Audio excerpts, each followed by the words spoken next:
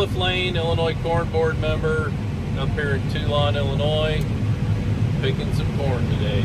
We farm probably 1,000, 1,100 acres between my dad and brother and myself. I would be the third generation. This farm that we're at right now is originally my grandfather's. So the fourth generation is pulling up here in the green cart beside us to get the corn on the go. We used to have cattle and hogs when my dad was retired. Well, we got out of hogs when it was just practice and not making much money.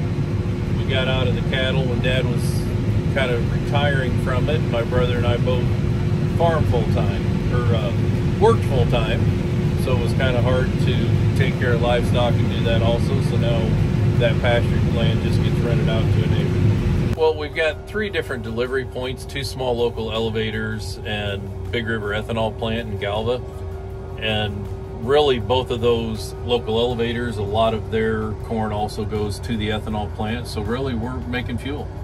So full-time, I'm a regional sales manager for Cornelius Seed, which I tell everybody is a really cool title. It means I get to work with all our DSMs and seed reps on the east side of the river, and work with a couple of the guys over on the west side, just barely crossing. So yeah, work with them full-time to pay the bills. So one, the diversity in our farm is my dad and brother and I, because we all farm things a little differently. But we do no-till on probably 80 to 90% of our acres. The bulk of our corn stalks will receive cereal rye this fall when we put the fertilizer on, and depending on the weather conditions, we'll turbo-till it in to help get it into the soil and up a little quicker. If we get a rain on it and it starts to sprout, we'll just let it be and let her grow, and just completely plant no-till into the green standing rye in the springtime. Okay, so the first time I started cover crops, I thought I needed to fly it on. Had an airplane fly it on around Labor Day weekend or so, and it was just disappointing. So the growth out there was bigger, but didn't have a great stand with it. Tried to help that be better the next year, used a helicopter to do it. Got to the field edges better, but again, I just wasn't happy with the total stand that we were receiving from it.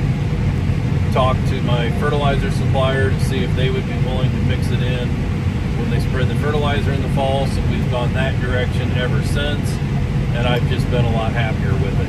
We're not receiving the larger amount of fall growth that I would like to see, or that we saw flying it on, getting it on earlier, but we're getting a lot better stand, and everything's there in the springtime, and it's taken off and doing what it should do. This year with the early harvest, we'll get the rye out there a lot earlier and probably have a lot better winter growth already before we get into freezing conditions and snowfall.